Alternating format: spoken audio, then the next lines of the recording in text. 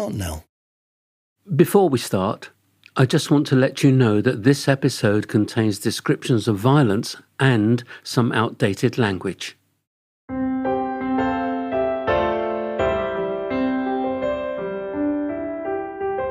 You're listening to Sing It Pink, the story of the Pink Singers. London and Europe's oldest LGBTQ+ choir. I'm Josi, and I sing bass. And for episode 6, I'll be your guide.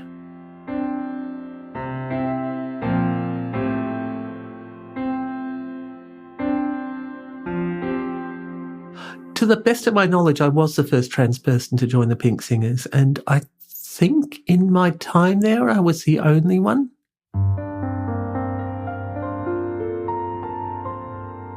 Anna joined the Pink Singers in 1999.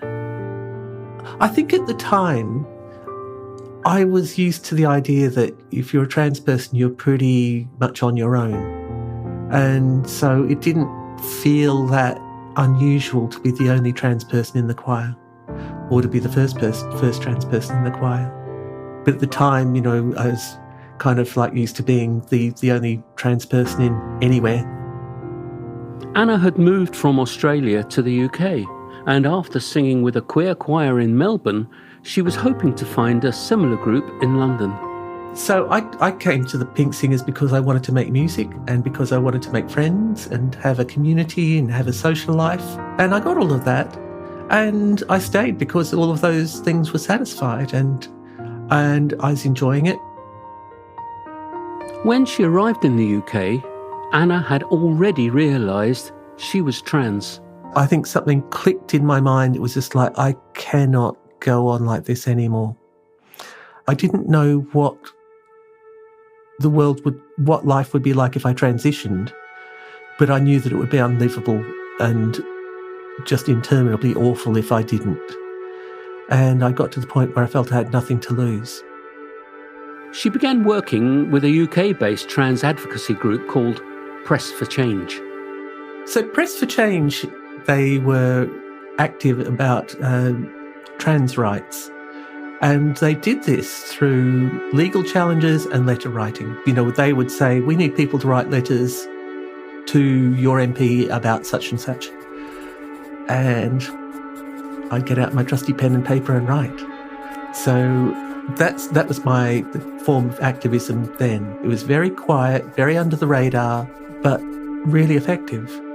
Anna also found somewhere to live through Press for Change. A fellow volunteer offered her a spare room, but as two trans women living in South London in the 90s, they encountered a lot of hate.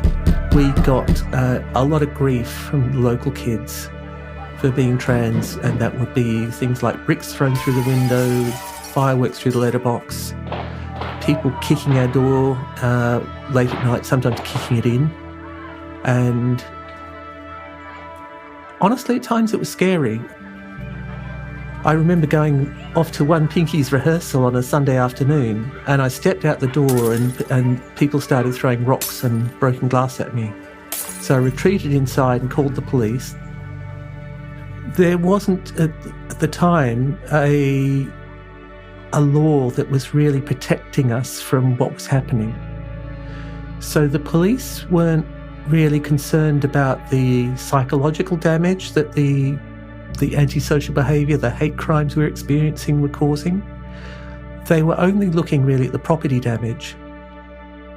We were calling the police sometimes 3 times in an evening, and probably on average about 5 nights a week. Eventually the police put a radio in our house so that all we had to do was press a button to call the police. We didn't have to lift the phone.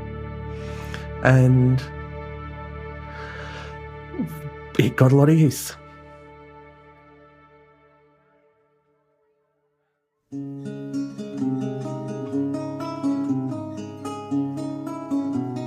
Anna's escape from this harassment was time spent with the Pink Singers.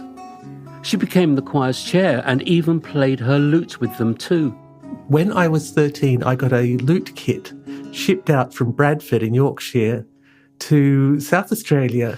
And I put this thing together with a lot of blood, sweat and tears and some help from my dad. And so the first lute I ever held in my hands was the one I made myself. Here she is in 2001, leading the choir through her arrangement of the Renaissance lute song, My Little Sweet Darling, by William Byrne. My little sweet darling, my comfort and joy, sing on. My Little Sweet Darling is a lute song, and so I arranged it, so using the lute part to get the harmony arranged, the other voices. So it's nice and simple. It's a very sweet little tune.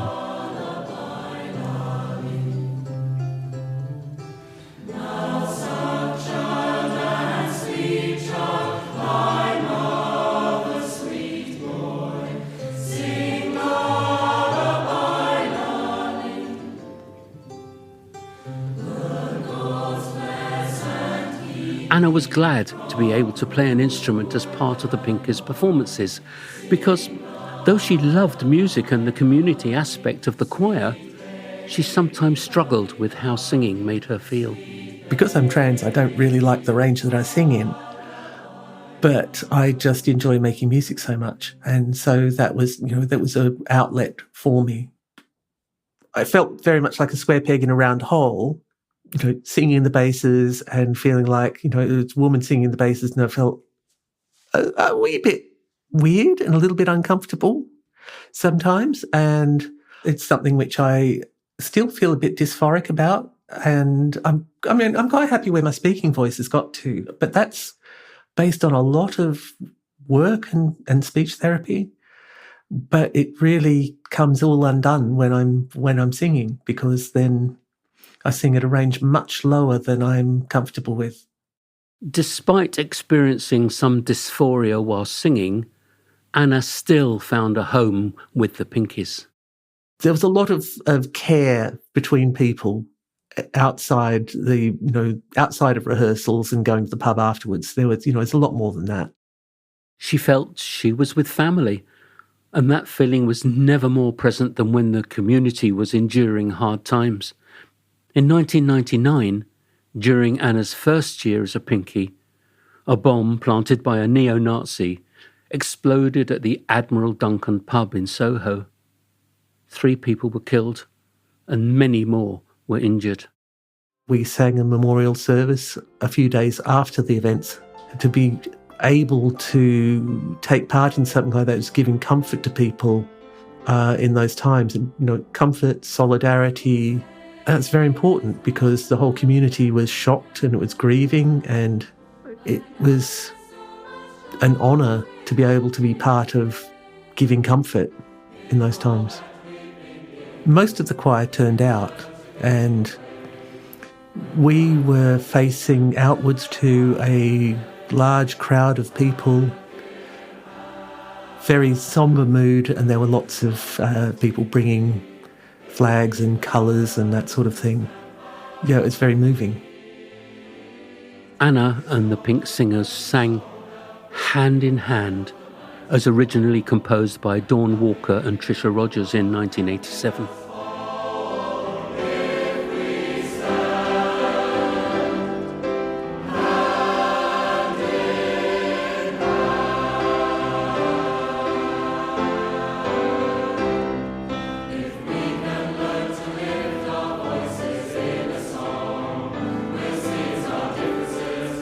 "25 years later, I realise that I owe my own visibility as a trans woman to those who have come before me. People like Anna, who led the way for me and for many other trans Pinkies." Though Anna doesn't necessarily see it that way. I didn't give a thought to the fact that, I was, this trans person coming in. In fact, I didn't think, here I come, I'm being a trailblazer. It's nice now not always feeling like the only one in the room.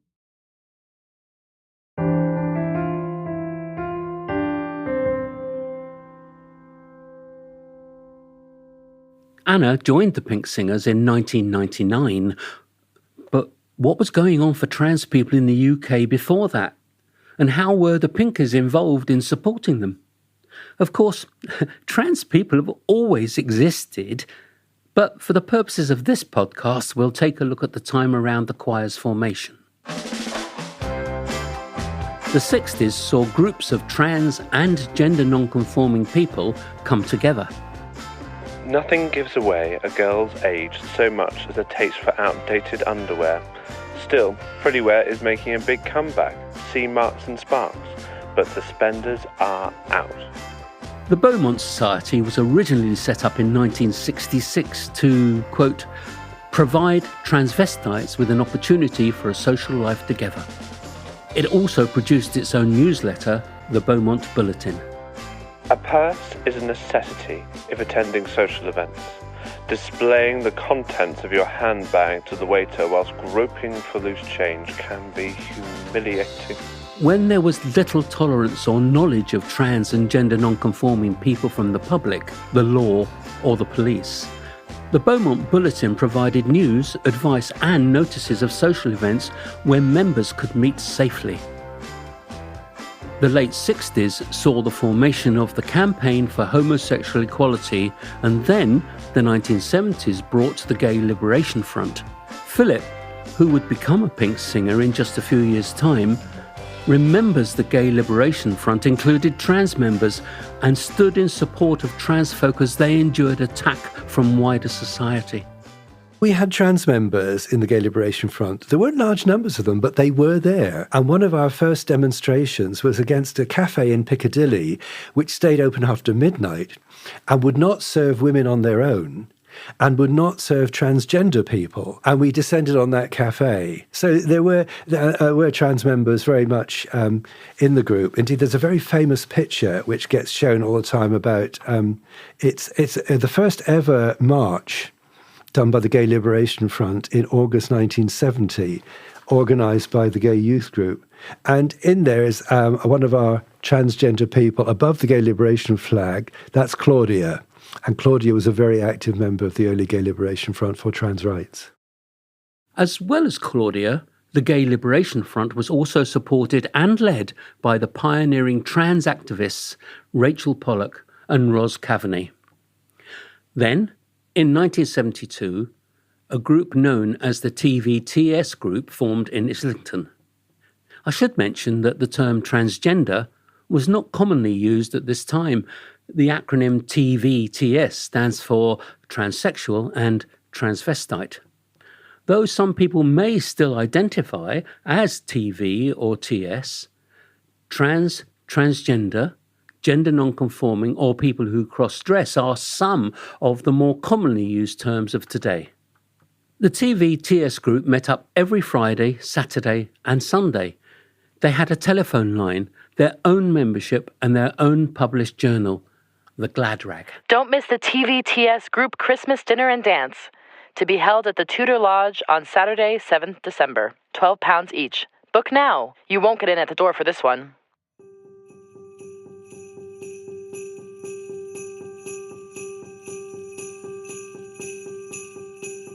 In 1985, the TVTS group held their annual Christmas ball in Bow, East London.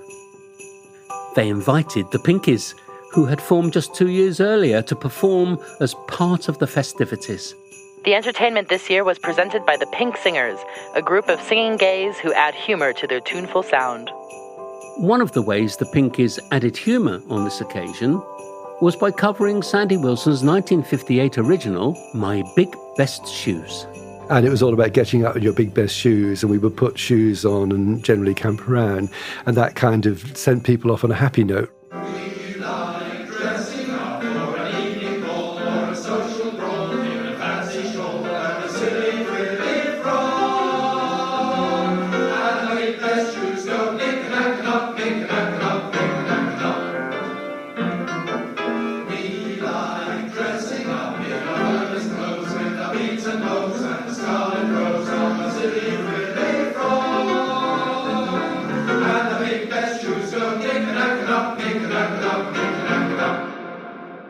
Many other groups supported the trans community too, including Shaft throughout the 80s And later, the FTM network, which was set up by Stephen Whittle in 1989 to support trans men and their families. Though there were certainly trans people within the Pink Singers' wider community of audience members and sometimes musical collaborators, it's quite difficult to say whether there were any trans or non-binary members within the choir, as so many former Pinkies are no longer with us or have simply lost touch. As far as the records show, throughout the 80s and up until 1999, the Pink Singers were either exclusively or a majority cisgendered choir. But language around gender and identity has become much more sophisticated since those earlier days. It might be that in more modern times, where support for the queer community as a whole is more integrated, and where we have new terms to explain multiple different genders, some of our 80s or 90s members might have felt the freedom to express a range of identities, but we just can't know. We'll get back to the Pink Singers, but for now, I want to tell you a little bit about my story. I first joined the Metropolitan Police in 1970 as a 19-year-old. I worked in the Earl's Court area, around gay bars like the Coleherne and the Troubadour, the same places you heard Philip Briscola and Michael Derrick talking about earlier in the series. Officers I worked with would go down into the bars to wind up the patrons and then arrest them for public disorder offences. It was gross. As for trans people, the mainstream media did a very good job of ensuring everybody saw them as perverts. In those days, I felt the need to prove my strength. I'd go into dangerous situations first, take on the biggest troublemakers. I became a firearms officer to qualify as an authorised shot, and then became a marksman before moving into the criminal investigation department. In those days, I wanted everybody to think I was super macho. But when I was alone, I was cross-dressing in secret. If anyone had found out at work, I'd have been dismissed in an instant. So I learnt to keep covert.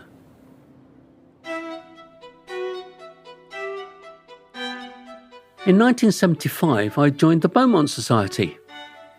I'd read about it in the library and found out they had meetings in someone's house once a month.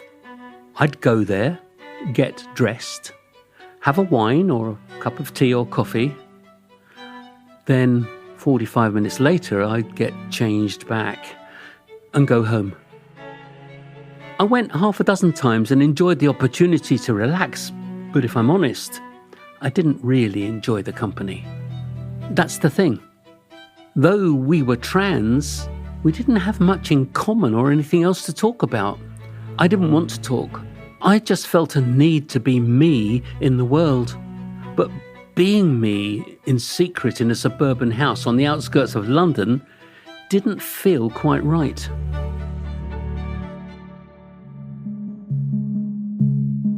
My first marriage broke down in 1976. Then, years later, I met my second wife. I fell madly in love, and I knew I had to keep my secret hidden. I was terrified of her finding out. I was working all hours with the police, so I would pretend to be at work, but instead, I'd be elsewhere, buying clothes or finding time to feel more like me. I felt like a disgusting, awful person for having these thoughts and desires and for acting upon them. I also felt like a liar for hiding my truth from my partner and family.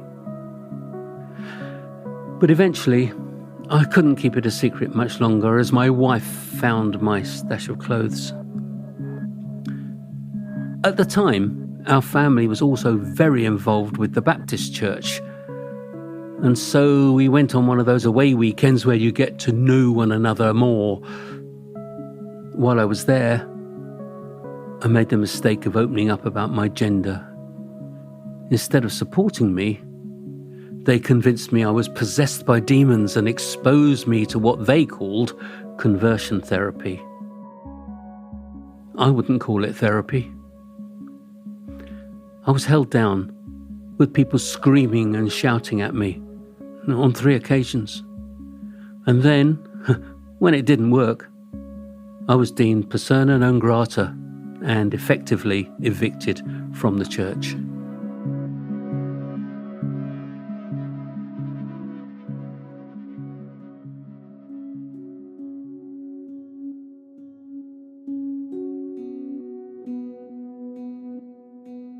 I realised that I was no longer bound to anybody's expectations of me. I was free to do as I pleased, and I gained a fresh perspective on my own life. I became more confident and eventually grew a group of girlfriends who were trusting and embracing and inclusive and accepted me for being me. I started going to trans-friendly places like the Phoenix Arts Club, where I took up singing and harmony courses. I learnt about performance and poetry. More and more, I was living life as I wanted to. I came out to my kids, and they embraced who I am. But still, the idea of being out at work terrified me. On my way home from the office, I'd get my nails done for Friday, Saturday and Sunday. Then it was back to being suited and booted on Monday. I'd made some friends with women at work. I came out to them, and they kept my secret. 6 of them even took me for a night out. I became more open to sharing my true self with my colleagues.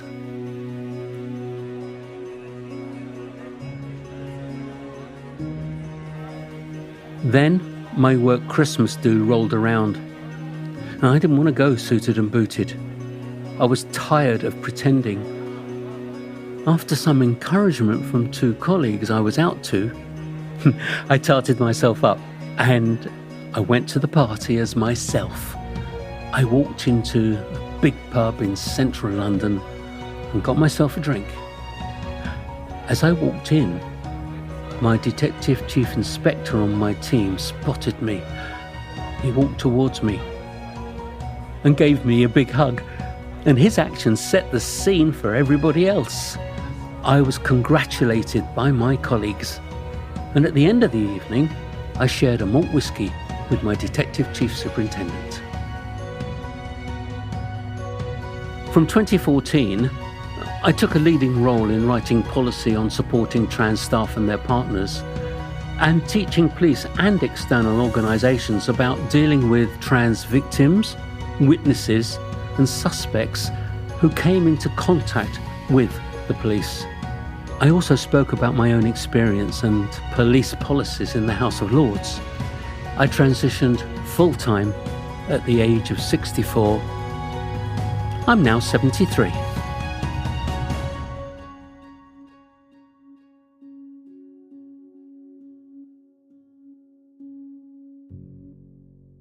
Whilst I was on my journey of self-discovery, it seems that the Pink Singers were too. Minutes of the Pink Singers open meeting, Sunday, 18th October, 2009. Changing the description of the Pink Singers from gay and lesbian to LGBT to be more inclusive, as suggested by Oliver.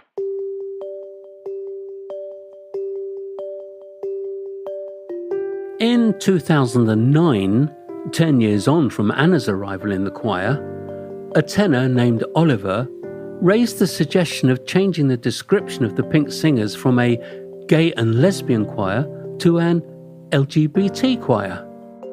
For wider contexts, the mid-2000s was a turning point for trans recognition in the UK. In 2004, Nadia Almada became a favourite with the public on Channel 4's Big Brother, winning the competition and bringing wider recognition to trans lives. The following year, the Gender Recognition Act came into force, providing much-needed legislation recognising trans people's gender and enabling them to get a new birth certificate. It was around this time that lesbian and gay charities and community groups began to signify the inclusion of transgender people, more specifically by adopting the acronym LGBT in place of their previous terminology. One of the first choirs in the UK to change their designation was Rainbow Voices Birmingham, who became LGBT in 2005. Though some Pinkies referred to the choir more casually as LGBT, in 2009, Oliver argued a formal change to the title would more accurately reflect the choir's membership. The hope was that it might encourage more people who are bisexual, transgender or questioning their sexuality to join us than might otherwise. Various points were made. Some said, "Personally, I'm not neutral on this matter, and am more than happy with the description of the Pink Singers as a gay and lesbian choir. We are already inclusive and we do not need to change." But most others said, "This is not about changing the choir. It is about changing how we describe ourselves as a truer reflection of who we are. We need to be clear who we are, and not give the impression that we are excluding people. It is common practice to use the description LGBT. I'm surprised that we do not describe ourselves as LGBT in our tagline, as other community groups do." The Pink Singers became an LGBT choir towards the end of 2009. In 2016 and 2017, an alto, Jezza, led gender diversity workshops for the choir with the charity Gendered Intelligence. We are starting to meet many new Pinkies, and indeed folks in general, who identify under the T of LGBT+, which is marvelous. This isn't new, of course, but the trans population are as diverse as the rest of us, and we are becoming aware of new and different gender identities. Obviously, we all want to work together to make sure that everyone is as welcome as they can be, and as new communities and outreach director, I am looking forward to helping us all have a greater understanding of the LGBT+ community as a whole. Jezza helped Pinkies from all generations to understand different gender identities and changing language. And in 2017, pronoun stickers were introduced during newbie orientation sessions. After Jezza's sessions, the Pink Singers also became known as an LGBTQ+ choir, with hopes that people who identify as ace, queer, or other trans plus identities would feel welcome to join. I discovered the Pink Singers 5 years later in 2022 after attending one of their concerts. I watched and sobbed as the choir sang their version of Coldplay's 2005 original, Fix You. I felt as though the choir was speaking directly to me, and so I auditioned and became a Pinkie. There is a difference between being accepted and being embraced, and I was embraced.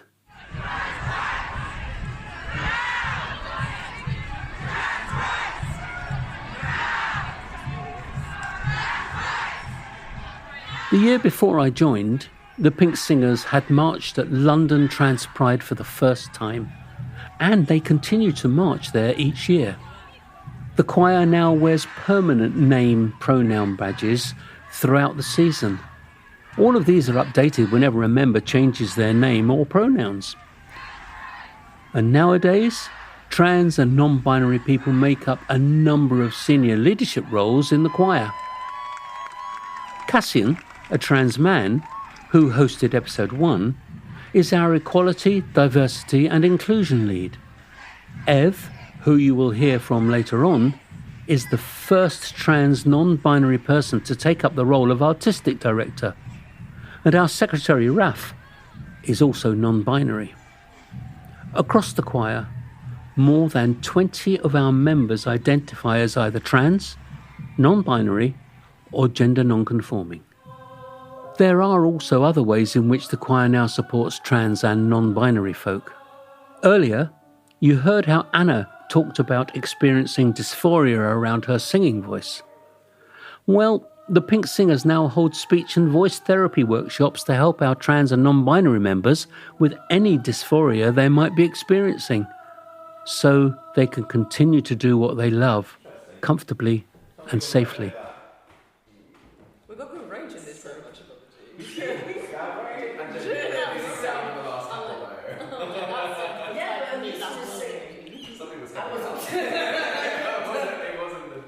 But honestly, I realised I was following a soprano, and I was like, I can do this! Yeah, we got range in this group. As some politicians and the media stoke the ongoing moral panic and violent discourse around trans and non-binary lives, it has never been more important for trans and non-binary people to feel safe and secure. It's never been more important for allies to stand up in support of their trans and non-binary family. The Pink Singers are committed to this with every fibre of their being. I'll leave you with this clip from a recent concert of ours which I feel perfectly exemplifies that. Here, myself, Ev, Percy, Marla, Jack and Cassian proudly share our experiences of being trans with a full concert hall. Our Pink Singers stood behind us, supporting our every word as we spoke over the music to I Am What I Am, a song composed by Jerry Herman for the 1983 Broadway musical production La Cage aux Folles. To us, trans individuals within the choir, that song says, I am banishing the shame. I am here. I am proud to be who I am. I am what I am. I'm a daughter, a sister, an auntie, a friend, an illustrator, a poet. I am a trans woman.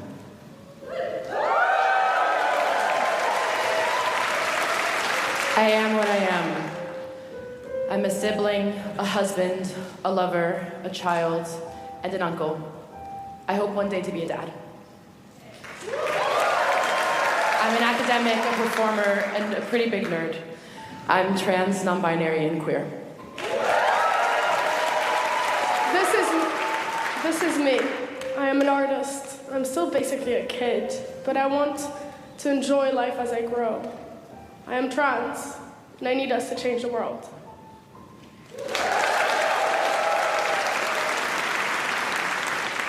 I am what I am. I'm retired after 47 years in policing.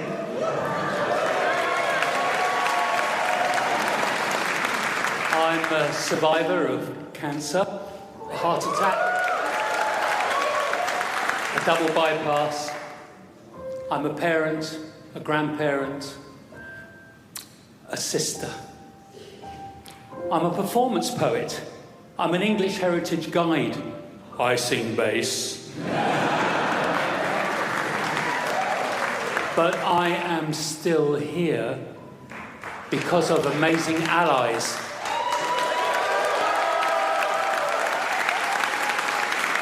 Oh, I'm a trans woman.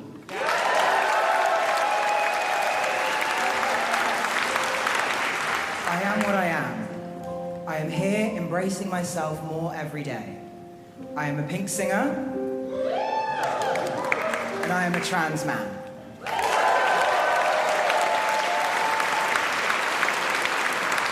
Being trans means having the courage to be myself. Simply existing and being our authentic selves is more than enough. But I also believe that trans visibility is important. For a long time, I was afraid of being out as trans because it meant giving up any control I had on how people perceive me. But this is who I am. I am proud, and I know that trans happiness is real.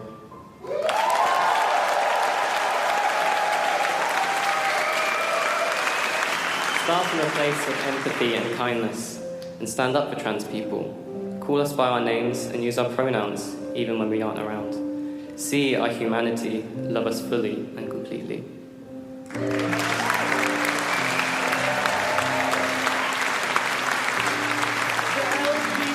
Communities march with their trans family. The Pink Singers march with their trans family. We need you all to be our allies and to march with us, because we've always been here. We are who we are, and we're not going anywhere, and that in itself is reason enough.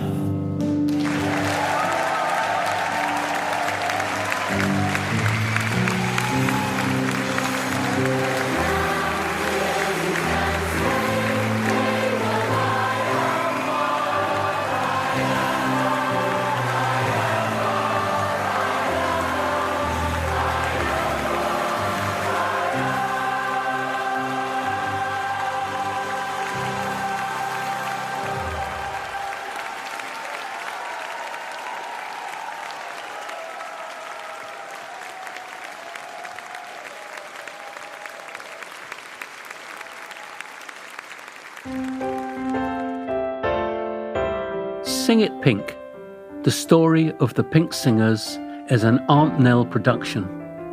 It was made possible by the National Lottery Heritage Fund. The presenter of episode 6 was Josi. The archive was voiced by Ev Callahan and Mills Dyer. The producer was Rachel Byrne. The assistant producer was Marnie Woodmeade. The executive producers for Aunt Nell were Tash Walker and Adam Zmith. The executive producer for the Pink Singers was Chris Scales. Audio mix was by David Pye. Special thanks to Anna, Marla, Percy, Ev, Jack, Cassian, Philip, the Pink Singers, and Acast Studios.